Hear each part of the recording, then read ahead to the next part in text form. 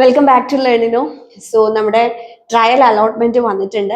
എഞ്ചിനീയറിംഗിന്റെയും ഫാർമസിയുടെയും സെപ്പറേറ്റ് ആയിട്ടാണ് ലിസ്റ്റ് വന്നിട്ടുള്ളത്. സോ അതിനെ ബേസ് ചെയ്തുകൊണ്ട് നമുക്ക് കുറേയധികം ഡൗട്ട്സ് ചോദിച്ചിട്ടുണ്ടായിരുന്നു. അപ്പൊ അതിനുള്ള ആൻസേഴ്സ് ആണ് നമ്മൾ ഈ ഒരു വീഡിയോയിൽ ചെയ്യുന്നത്. സോ ഫസ്റ്റ് ഒരുപാട് പേര് ചോദിച്ചിട്ടുള്ള ഒരു ഡൗട്ടാണ്, അതായത് ലിസ്റ്റിൽ ഉൾപ്പെട്ടിട്ടില്ല, സോ എന്താണ് ചെയ്യേണ്ടത്? നിങ്ങൾ ഒരു തരത്തിലും ടെൻഷൻ അടിക്കേണ്ട കാര്യമില്ല. ഇത് പേര് പോലെ തന്നെ ഇതൊരു ട്രയൽ അലോട്ട്മെന്റ് ആണ്. ജസ്റ്റ് ഒരു ആസ് എ പ്രൊസീജിയർ ഇത് വന്നതാണ്. അപ്പൊ ഇതിലില്ല എന്നുള്ളത് കൊണ്ട് നിങ്ങൾക്ക് അഡ്മിഷൻ കിട്ടില്ല എന്നോ അങ്ങനെ ഒന്നുമില്ല. ഇനി ഇവിടെ ഏതെങ്കിലും ഒരു കോളേജിൽ നിങ്ങൾക്ക് ട്രയൽ അലോട്ട്മെന്റിൽ കിട്ടിക്കഴിഞ്ഞാൽ അത് തന്നെ നിങ്ങൾക്ക് ഫസ്റ്റ് അലോട്ട്മെന്റിൽ കിട്ടണം എന്നും യാതൊരു അഷ്വറൻസും ഇല്ല. ഓക്കെ, സോ അത് ആദ്യം മനസ്സിലാക്കുക. ഈവൻ 2000 ആ ഒരു റേഞ്ചിൽ പോലും റാങ്ക് വന്നിട്ട് ട്രയൽ അലോട്ട്മെന്റിൽ വന്നിട്ടില്ല എന്ന് പറഞ്ഞ് അങ്ങനെ ഒരുപാട് പേര് മെസ്സേജ് അയച്ചിട്ടുണ്ട്. അപ്പൊ അതുകൊണ്ട് നിങ്ങൾ അതിനെക്കുറിച്ച് ടെൻഷൻ അടിക്കേണ്ട. മാത്രമല്ല, ഇന്നലെ 9 മണിക്ക് മുന്നായിട്ട് ഓപ്ഷൻസ് കംപ്ലീറ്റ് ചെയ്തവരെ ബേസ് ചെയ്തുകൊണ്ടാണ് ഈ ട്രയൽ അലോട്ട്മെന്റ് വന്നിട്ടുള്ളത്. അപ്പൊ നിങ്ങൾ അതിന് ശേഷമാണ് കൊടുത്തിട്ടില്ലെന്നുണ്ടെങ്കിൽ അതുകൊണ്ടും ആയിരിക്കാം. പിന്നെ അത് മാത്രമല്ല, നമുക്ക് ഇപ്പോഴും ഓപ്ഷൻ രജിസ്ട്രേഷൻ കംപ്ലീറ്റ് ആയിട്ടില്ല അല്ലെ? ഇന്ന് ഓപ്ഷൻ രജിസ്ട്രേഷൻ കൊടുക്കാം. ഇന്ന് 5 മണി വരെ നിങ്ങൾക്ക് ഓപ്ഷൻസ് കൊടുക്കാനുള്ള അവസരമുണ്ട്. അപ്പൊ അതുകൊണ്ട് നിങ്ങൾ ലിസ്റ്റിൽ വന്നിട്ടില്ല എന്നോർത്ത് ടെൻഷൻ അടിക്കേണ്ട കാര്യമില്ല. പിന്നെ എങ്ങനെയാണ് ഈ ലിസ്റ്റ് ചെക്ക് ചെയ്യുന്നത് എന്നുള്ളത് ചോദിച്ചിട്ടുണ്ടായിരുന്നു. അത് നമ്മളെ വെബ്സൈറ്റിൽ നിങ്ങൾക്ക് പോയി കഴിഞ്ഞാൽ അതിൽ അലോട്ട്മെന്റ് ലിസ്റ്റ് എന്നുള്ളത് ഉണ്ടാവും. അത് ക്ലിക്ക് ചെയ്താൽ മതി. ഞാൻ ഇതിന് തൊട്ട് മുന്നേ ചെയ്തിട്ടുള്ള വീഡിയോയിൽ അത് കറക്റ്റ് ആയിട്ട് എങ്ങനെയാണ് അത് എടുക്കുന്നതെന്ന് കാണിച്ചിട്ടുണ്ട്. അപ്പൊ അതൊന്ന് ജസ്റ്റ് ചെക്ക് ചെയ്താൽ മതി. 11th ഓപ്ഷൻ കിട്ടി, ഇനി താഴേക്ക് പോവോ ഇല്ലയോ നമുക്ക് പറയാൻ പറ്റില്ല. നിങ്ങൾ കൊടുത്തതിൽ ഇപ്പൊ 11th ഓപ്ഷൻ ആണ് കിട്ടിയതെന്ന് പറഞ്ഞ് നമുക്ക് താഴേക്ക് പോവോ മുകളിലേക്ക് പോവോ എന്നുള്ളത് പറയാൻ പറ്റില്ല. കാരണം ഇത് ആദ്യം പറഞ്ഞതുപോലെ തന്നെ ഇപ്പൊ വന്നിട്ടുള്ളതിനകത്ത് ഒരു അഷ്വറൻസും ഇല്ല. ഓക്കെ, ആകെ ഒരു കോളേജേ കൊടുത്തുള്ളൂ, അവിടെ കിട്ടിയില്ല. അപ്പൊ ഈ ഒരു കോളേജ് അല്ലെങ്കിൽ ഒരു കോഴ്സ് മാത്രം കൊടുത്തവരോട് എന്താ പറയാനുള്ളത് വെച്ച് കഴിഞ്ഞാൽ, നിങ്ങൾ ഒരിക്കലും റിസ്ക് എടുക്കരുത്. കാരണം ഇപ്പൊ കഴിഞ്ഞ വർഷത്തെ ലാസ്റ്റ് റാങ്ക് ഡീറ്റെയിൽസിനെ ബേസ് ചെയ്തുകൊണ്ടായിരിക്കും നമ്മൾ ഒരു കോൺഫിഡന്റ് ആയിട്ട് ഒരു കോളേജിൽ അല്ലെങ്കിൽ ഒരു കോഴ്സ് മാത്രം കൊടുക്കുന്നത്. അപ്പൊ ഇപ്രാവശ്യം ചിലപ്പോൾ ട്രെൻഡ് മാറാം. ഇപ്പം ഇപ്പോഴത്തെ ഒരു ലിസ്റ്റ് അനലൈസ് ചെയ്ത് നോക്കുമ്പോൾ തന്നെ ഇതിനകത്ത് കഴിഞ്ഞ വർഷം ഏറ്റവും കൂടുതൽ പേര് കമ്പ്യൂട്ടർ സയൻസ് ഓപ്റ്റ് ചെയ്തു. പക്ഷെ ഇപ്രാവശ്യം കമ്പ്യൂട്ടർ സയൻസിനും ഈസിക്കും ഒരുപോലെ കുട്ടികൾ ചൂസ് ചെയ്തിട്ടുണ്ട്. ഓക്കെ, അപ്പൊ അതുകൊണ്ട് ട്രെൻഡ് ചിലപ്പോൾ മാറി വരാം. നമ്മൾ കഴിഞ്ഞ വർഷം ഉദ്ദേശിച്ച അതേപോലെ തന്നെ റാങ്കിൽ വരണമെന്നില്ല. അപ്പൊ നിങ്ങൾ ഒരിക്കലും റിസ്ക് എടുക്കരുത്. അതായത് ഒരു കോളേജ് കുറച്ച് നല്ല റാങ്ക് ആണ് എന്ന് പറഞ്ഞിപ്പോ ഒരു 2000 ഉള്ളൊക്കെ റാങ്ക് ആണ്, ഓക്കെ, അപ്പൊ നമ്മൾ പ്രതീക്ഷിച്ച കോളേജിൽ തന്നെ കിട്ടുമെന്ന് പറഞ്ഞ് അവിടെ മാത്രം നിങ്ങൾ ഓപ്ഷൻ കൊടുത്ത് നിൽക്കരുത്. നിങ്ങൾ കുറച്ചധികം ഓപ്ഷൻസ് കൊടുക്കുക. ഓക്കെ, കാരണം എന്താന്ന് വെച്ച് കഴിഞ്ഞാല് ഇത് കഴിഞ്ഞ്, അതായത് ഫസ്റ്റ് ഫേസ് അലോട്ട്മെന്റിന് മുന്നായിട്ട് നിങ്ങൾ കൊടുത്തിട്ടുള്ള ഓപ്ഷനെ ബേസ് ചെയ്തുകൊണ്ട് മാത്രമേ നിങ്ങൾക്ക് പിന്നെ വരുന്ന സബ്സിക്വന്റ് അലോട്ട്മെന്റ്സ് പരിഗണിക്കുള്ളൂ.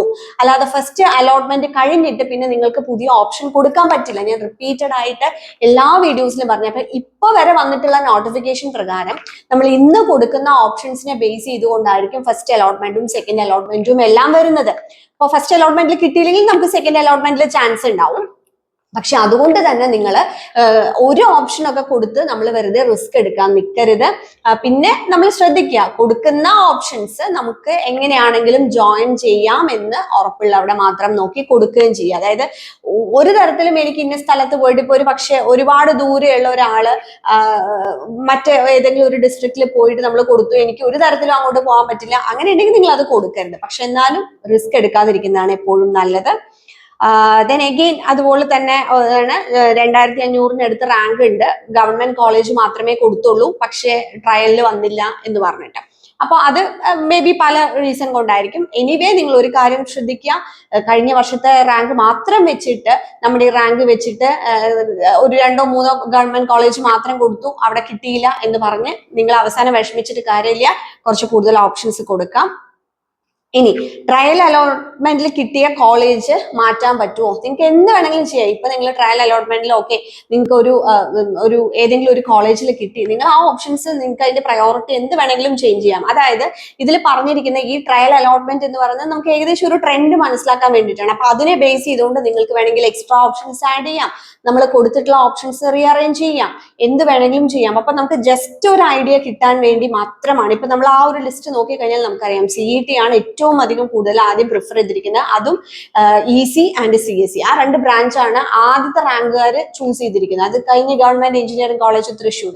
അപ്പൊ അങ്ങനെ നമ്മൾ നോക്കുമ്പോൾ ഒരു ട്രെൻഡ്, അതുപോലെ എത്ര റാങ്ക് വരെ CET വന്നിട്ടുണ്ട് എന്നുള്ളതൊക്കെ അറിയാൻ വേണ്ടിയിട്ടാണ് ഈ ഒരു ട്രയൽ അലോട്ട്മെന്റ് എന്ന് പറയുന്നത്. അപ്പൊ അതിനനുസരിച്ച് നിങ്ങൾക്ക് മാറ്റാം. അഗെയിൻ ചോദിച്ചിട്ടുണ്ട് ട്രയൽ അലോട്ട്മെന്റിൽ കിട്ടിയതിൽ തന്നെ ഫസ്റ്റ് അലോട്ട്മെന്റിൽ കിട്ടുമോ എന്നുള്ളത് ഒരു ഷുവറിറ്റി ഇല്ല. പിന്നെ ലാസ്റ്റ് ഇയറുമായിട്ട് ഒരുപാട് ഡിഫറൻസ് ഉണ്ടല്ലോ, എന്താണ് അങ്ങനെയെന്ന് ചോദിച്ചു. അത് ഞാൻ ഓൾറെഡി പറഞ്ഞ ഒരു കാര്യമാണ്. കാരണം കഴിഞ്ഞ വർഷത്തെ ട്രെൻഡ് അല്ല ഈ വർഷം വരുന്നത്. കുട്ടികൾ കഴിഞ്ഞ വർഷം ചൂസ് ചെയ്ത പോലെ ഈ വർഷം ചൂസ് ചെയ്യണമെന്നില്ല. അപ്പൊ അതുകൊണ്ട് ഒരുപാട് ഡിഫറൻസ് വരാനുള്ള ചാൻസ് ഉണ്ട്. ഓക്കെ, അപ്പൊ അതുകൊണ്ട് ഇനി നിങ്ങൾ ചെയ്യേണ്ടത് എന്താണെന്ന് വെച്ച് കഴിഞ്ഞാൽ എവിടെയും അലോട്ട്മെന്റ് കിട്ടിയില്ല എന്നോർത്ത് ടെൻഷൻ അടിക്കേണ്ട യാതൊരു കാര്യമില്ല. ഫസ്റ്റ് അലോട്ട്മെന്റ് വരുമ്പോൾ നിങ്ങൾക്ക് എന്തായാലും കിട്ടുന്നതായിരിക്കും. അതേപോലെ ഇന്ന് 5 മണി വരെ, അത് ആ ഒരു സമയം എക്സ്റ്റെൻഡ് ചെയ്തിട്ടുണ്ട്. ഇന്ന് 5 മണി വരെ നിങ്ങൾക്ക് ഇനിയും ഓപ്ഷൻസ് മാറ്റാനോ റീഅറേഞ്ച് ചെയ്യാനോ പുതിയ ഓപ്ഷൻസ് കൊടുക്കാനോ ഉള്ള അവസരമുണ്ട്. പ്രത്യേകം ശ്രദ്ധിക്കുക.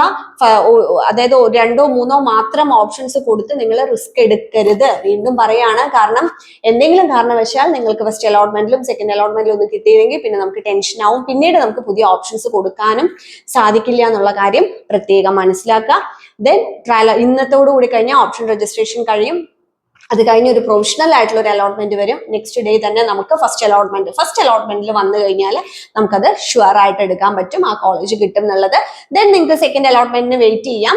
മേ ബി നിങ്ങൾക്ക് കൊടുത്ത കുറച്ചും കൂടെ ഹയർ ഓപ്ഷൻ, ബെറ്റർ ഓപ്ഷൻ നിങ്ങൾക്ക് കിട്ടാനുള്ള ഒരു സാധ്യതയുണ്ട്. അപ്പൊ അതുകൊണ്ട് ആ ഒരു പ്രൊസീജിയറിന് വേണ്ടി വെയിറ്റ് ചെയ്യാം. ഇനി അതിനുശേഷമുള്ള കാര്യങ്ങൾ, അതായത് പിന്നെ അഡ്മിഷനുമായി, കാരണം ഇപ്പൊ ഇത്രയും ആയ അവസ്ഥയ്ക്ക് നിങ്ങൾക്ക് എത്രയും പെട്ടെന്ന് തന്നെ ഈ പറഞ്ഞ അലോട്ട്മെന്റ് പ്രോസസ്സ് കഴിഞ്ഞ് അഡ്മിഷനിലേക്ക് വരികയും ക്ലാസ് തുടങ്ങുന്ന ഒരു പ്രൊസീജിയറിലേക്കൊക്കെ എത്തും. ഒരുപാട് വെയിറ്റ് ചെയ്യേണ്ടി വരില്ല.